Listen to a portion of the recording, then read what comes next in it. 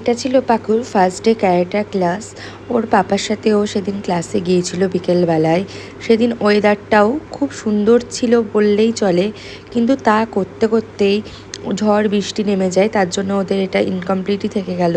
কিন্তু দেখো, যেহেতু ফার্স্ট ডে গেছে, কেউ বলবে না দেখেও কিন্তু সবার সাথে কি সুন্দর মিশে গিয়ে ও সব কিছু করার চেষ্টা করছে নিজের মতোভাবে।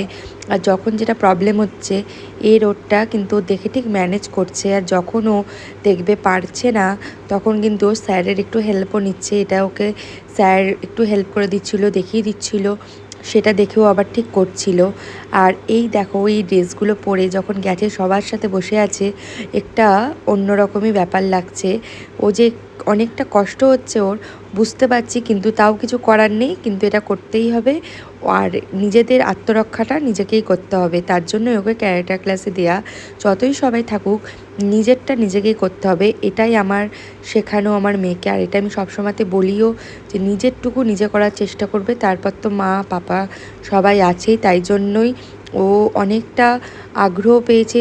আর সবথেকে বড় কথা, বাচ্চাদেরকে এনকারেজ করাটাও সবথেকে একটা বড় ব্যাপার, যেটা আমি করার চেষ্টা করি বা করছি, যেটাই বলো না কেন।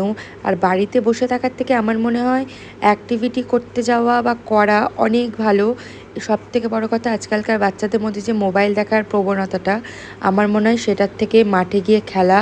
হয়তো এখন অনেকটাই পলিউশন থাকে, তাও ঠিকই আছে।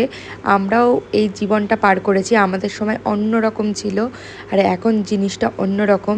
তাই জন্যই আমি চেষ্টা করি পাকুকে সব কিছুর দিক দিয়ে এঙ্গেজ রাখার। আর আমি এটা চালিয়ে যাওয়ার চেষ্টাও করব। আর আমি চাইবো আমার মেয়ে যেন নিজের আত্মরক্ষাটা নিজে করতে পারে। যতই সবাই থাকুক না কেন, নিজেরটা নিজেকেই করতে হবে, এটা আমি ছোট থেকে ওর মাথায় ঢুকিয়েছি।